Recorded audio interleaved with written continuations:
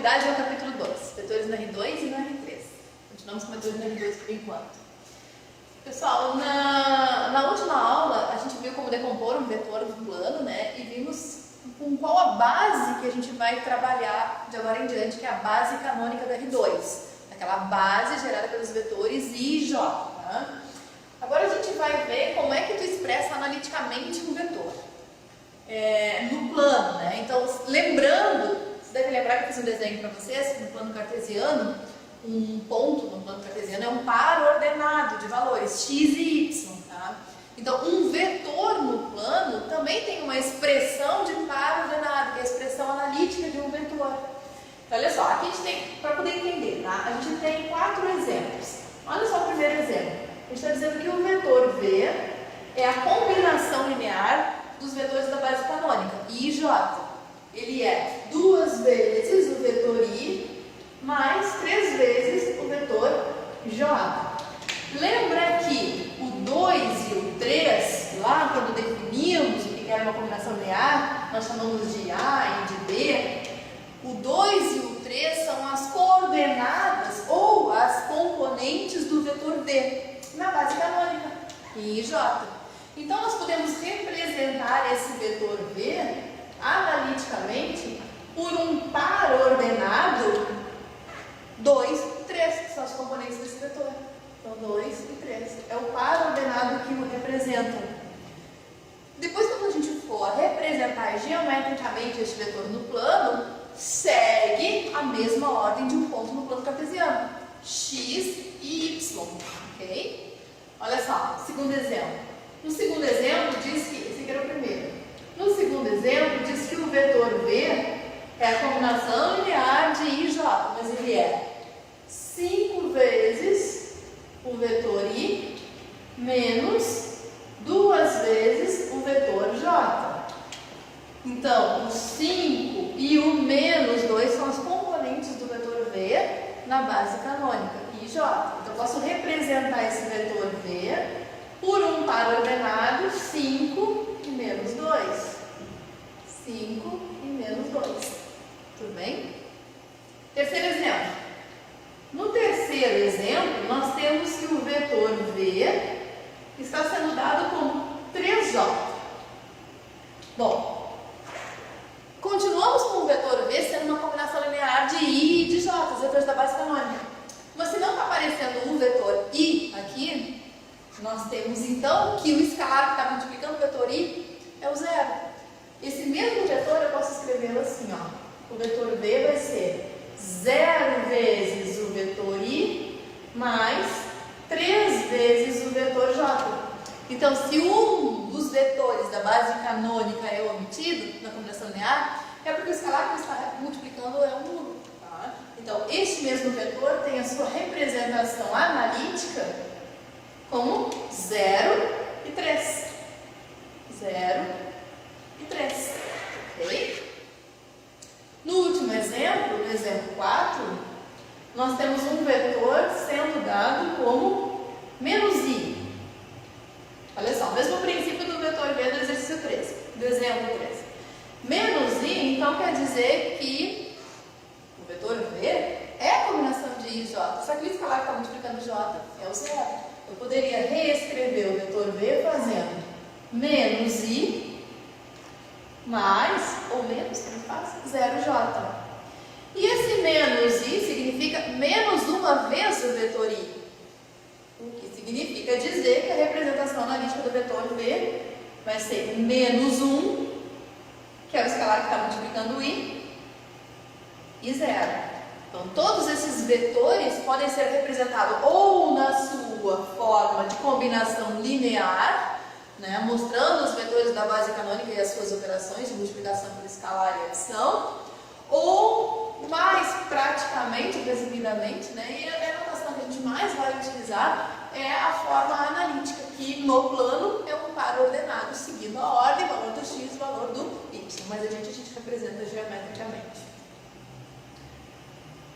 Agora, a gente já tinha definido antes também, né, o que era a igualdade e operações entre vetores. Mas não tínhamos definidos ainda como eram as representações analíticas e nem de combinação linear de vetores. Então agora a gente vai rever igualdade entre vetores no plano e operações de adição, subtração e multiplicação por escalar, utilizando para isso esses vetores já na sua forma de representação analítica e também de combinação linear. Igualdade.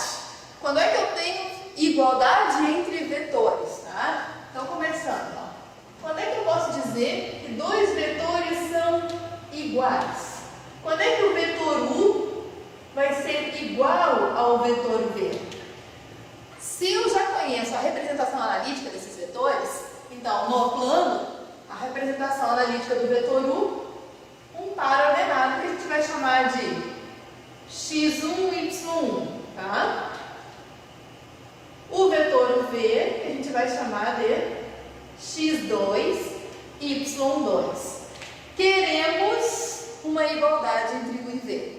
Só é possível essa igualdade entre U e V, nós podemos escrever assim, ó. U é igual a V se e somente se e somente se a primeira componente do vetor U for igual à primeira componente do vetor V. Segunda componente do vetor U for igual à segunda componente do vetor V. Eu não sei se eu já tinha falado para vocês, mas os nomes destas componentes são abscissa e ordenada do vetor, tá? Mesmo que um ponto, um par ordenado no plano. Então, essa igualdade só é verdadeira se, somente se, o x1 for igual ao x2 e o y1 igual ao y2. Em outras palavras, a abscissa do primeiro vetor for igual à abscissa do segundo vetor. A ordenada do primeiro vetor for igual à ordenada do segundo vetor. Só assim que eu tenho igualdade. Operações. Das operações, né, que nós definimos, vem a adição, no caso particular, que é a subtração, e a multiplicação por escalar. Então, como é que eu somo dois vetores? Tá? Eu vou seguir considerando os dois vetores genéricos, né, como U e V, x1, y1, x2, y2. E agora, nas operações, vamos começar somando U mais V.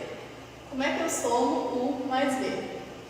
Quando tu soma os dois vetores, tu só pode somar dois vetores do plano, né? Ou pode somar dois vetores depois do espaço, tá? Mas na mesma dimensão. Quando eu somo esses dois vetores, a ideia é somar a abscissa do primeiro com a abscissa do segundo e a ordenada do primeiro com a ordenada do segundo. Então o que eu estou fazendo? Estou fazendo isso aqui, ó. x1, y1 mais x2, y2.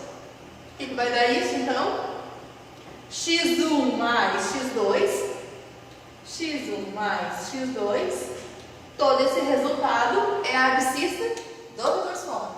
y1 com y2, e todo esse resultado dessa soma aqui vai ser a ordenada do vetor resultante, tá? Então, olha só, aqui eu estou somando dois números escalares, então isso vai gerar um terceiro número, que é um escalar. Aqui também estou somando dois números. Então, esse resultado também é um par ordenado, que vai ser um vetor. A gente pode até pegar um exemplo aqui, ó. A gente pega aqui, ó. Exemplo, tá? Vamos dizer que o U é o vetor 1, 2. E que V é o vetor menos 2, 3. Então, quem vai ser U mais V? U mais V será 1 mais menos 2 menos 1. 2 mais 3, 5. Então, o resultante desse vetor é o vetor representado analiticamente pelo par ordenado menos 1, 5. Tá? Na diferença, então, a separação entre os dois vetores, a ideia é a mesma. Tá? Então, só que, note que quando vocês estão somando dois vetores, se tu somar U mais V ou V mais U, o resultado é o mesmo.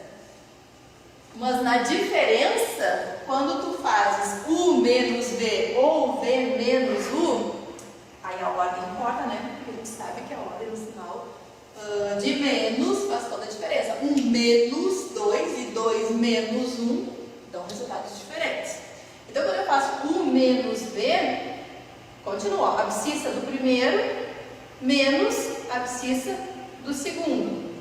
Ordenada do primeiro menos ordenada do segundo. Se eu invertesse a ordem desses vetores, eu inverteria aqui também e eu teria um vetor oposto como resultado. Tá? Se eu manter este mesmo exemplo para esses mesmos vetores aqui, como é que ficaria U menos V? Aí a gente pode fazer U menos V e V menos U, para entender. Quando eu faço U menos V com esses vetores do exemplo, eu estou fazendo 1 menos menos 2, ou seja, 3. 2 menos 3, ou seja, menos 1. E se eu inverter? Se eu faço V menos U, o que eu obtenho? Eu tenho que fazer V menos U, então é a abscissa do V menos a abscissa do U. Então eu vou fazer menos 2 menos 1, menos 3. E vou fazer 3 menos 2, 1. Olha só. 3 menos 1, menos 3 e 1. Mas esse vetor, se vocês colocarem o sinal de menos em evidência, ele não vai ser 3 e menos 1?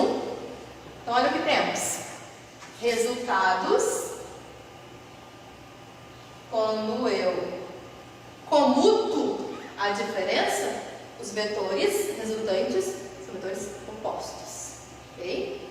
E, por fim, a terceira operação, a multiplicação por escalar, quando a gente tem um número real vezes um vetor.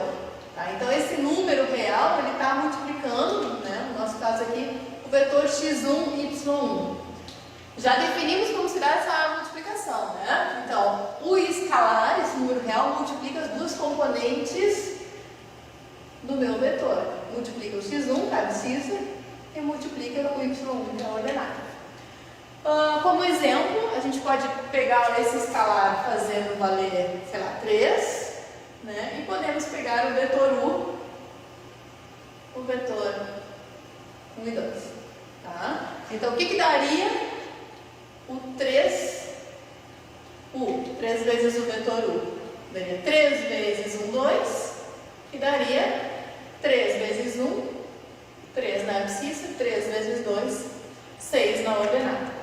Então, um vetor multiplicado por um escalar tem suas componentes também multiplicadas por um escalar. Ok? A gente sabe que geometricamente esse vetor 3U é um vetor que tem a mesma direção de U. Nesse caso, como 3 é positivo, mesmo sentido, mas 3 vezes maior que o tamanho de U.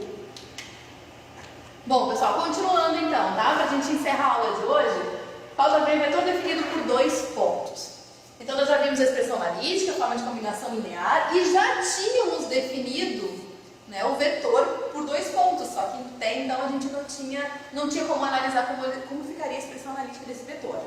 Então, vocês devem lembrar que se eu tenho 2 pontos para definir um vetor, e antes a gente tinha só isso, ó, 2 pontos A e B, né? Se eu formasse um segmento AB e tomasse o vetor AB, que tem origem em A e extremidade em B. Nós podíamos chamar esse vetor de AB, nós podíamos chamar de U, de um V qualquer, né? Por exemplo, esse aqui é o vetor V, que é um representante dos segmentos equivalentes ao AB, que tem origem em A, extremidade em B, ou a gente também poderia representar esse vetor por uma diferença, né? Extremidade menos origem. Então, são as representações para esse vetor.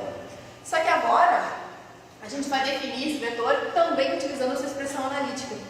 E geometricamente, vendo como é que isso se dá, como é que isso acontece, tá? Então, para isso, a gente vai definir quem são esses nossos 2 pontos, genericamente. Então, o nosso ponto A, a gente está chamando de um ponto x1, y1. E o ponto B, de x2, y2. Então, esses são os nossos 2 pontos que vão definir o nosso vetor AB, tá? Aqui uma observaçãozinha, ó, é importante salientar que o vetor AB tem as mesmas componentes de um vetor OP com origem no início do sistema, como no desenho a seguir. Claro que vocês não vão entender se a gente desenhar, mas o que eu quero dizer com isso é o seguinte, ó. Suponhamos que seja este o meu vetor AB, ok? E o meu vetor OP, este outro aqui. Eu não posso nunca esquecer que vetor é um representante de um conjunto de segmentos equipolentes, tá? Então, eu posso ter esse carinha aqui como representante, mas eu também posso pegar esse. Ou qualquer outro que mantenha direção, sentido e tamanho. Ah, mas qual é a real diferença se eu pensar num plano, né, geometricamente, qual é a grande diferença entre esse vetor e esse? Bom, eles têm mesmo tamanho, mesmo sentido, mesma direção, tá? Agora eu vou manter esse aqui. Aqui está meu ponto A, aqui está meu ponto B. Aqui está o outro vetor. Será que esse aqui é o ponto A e esse aqui é o B também? Não, ó, eles estão em regiões diferentes. Esse aqui vai ser, por exemplo, um O e um P. Então quer dizer que eu tenho dois pontos, A e B, gerando um vetor, e tem outros dois pontos O e P que geram vetores iguais. É isso mesmo. Isso que a gente vai ver agora, tá? Então, para isso a gente vai desenhar o nosso plano aqui. E eu acho que para a gente enxergar melhor isso, nós vamos dar valores aqui para as abscissas e para as ordenadas. Vai ficar mais fácil de a gente enxergar geometricamente que eu vou ter vetores equipolentes. Vamos dar valores aqui? Por exemplo, vamos chamar o meu A de 2, 2. Vamos chamar o meu B de 3, 4. Vamos ver se ficam bons esses pontos. Então, marcar ponto no plano, tá, gente? Isso aqui é um ponto, ó. 2 e 2. 2 no X, 2 no Y. Então, meu 2 está por aqui. Meu 2 está aqui. Aqui está o ponto A. Ponto B, 3 e 4. 3 aqui e 4 aqui. Então, aqui está o meu ponto B. Então, eu quero um vetor AB que sai de A e chega em B. Que vetor é esse? Esse cara aqui, ó. Esse é o vetor AB, nesse sentido, sai de A e chega em B. Será que eu não posso ter um vetor equipolente a esse que tenha origem na origem do sistema cartesiano? A origem do nosso sistema cartesiano está aqui, né? É onde os eixos se intersectam. Essa é a nossa origem do sistema. Será que eu não consigo um vetor que tenha origem nesse ponto e que tenha extremidade no outro, de tal forma que seja equipolente a esse? Vamos ver aqui pela operação? Pela operação dada, eu posso representar o meu vetor V pelo vetor AB ou por B menos A. B menos A. Mas eu tenho B e tenho A. Quem é B? 3, 4. Menos A. Mas quem é A? 2, 2. Olha, calcular essa diferença aqui é a mesma operação que a gente acabou de definir antes, né? Então, eu posso dizer que o meu vetor V vai ser, ó, 3 menos 2. 1. 4 menos 2. 2. Vamos marcar esse ponto no plano e ver o que acontece, o que esse ponto significa para nós. Ponto 1, 2. 1 está por aqui, 2 está ali. Estaria aqui o ponto 1, 2. Olha só, se isso aqui é a representação analítica do meu vetor, significa dizer que o meu vetor V é uma vez o vetor I mais 2 vezes o vetor J. Então, esse vetor aqui tem que ser a diagonal de um retângulo que tem um lado sendo o próprio vetor I e o outro lado de J. Ou seja, olha aqui o meu vetor.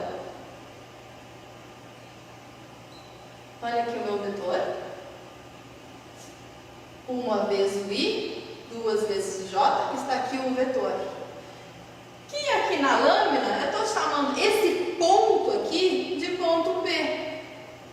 Então, eu tenho uma origem na origem do sistema. Como é um par ordenado, essa origem aqui do meu sistema é um par ordenado 0, 0.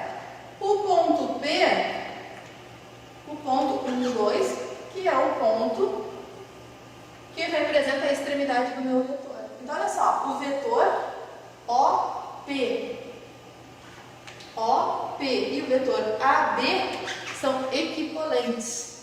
Então quer dizer que qualquer vetor do meu plano, eu posso encontrar um equivalente a ele com a origem saindo da origem do sistema cartesiano.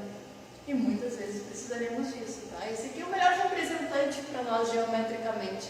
É o vetor que tem origem na origem do sistema e extremidade, onde que tem a extremidade dele? A extremidade desse meu vetor aqui vai ser no resultado da diferença. Quando eu tenho dois pontos, a extremidade do ponto menos a origem do ponto gera a extremidade do vetor. Ó. Mas é claro que eu ainda posso ter outros infinitos vetores equivalentes a eles. Posso. Posso ter esse outro aqui, posso ter esse outro aqui. Eu posso ter infinitos vetores, todos equivalentes. Então aqui pode ser o ponto CD, aqui pode ser o EF. Então eu tenho infinitos pares de pontos que representam o mesmo conjunto de vetores. Então, mas o mais interessante para nós é o vetor que tem origem na origem do sistema. A gente vai sempre obtê-lo fazendo a diferença entre extremidade e menos a origem do ponto. Pessoal, por hoje é só. Voltemos mais tarde com a continuação do capítulo 2.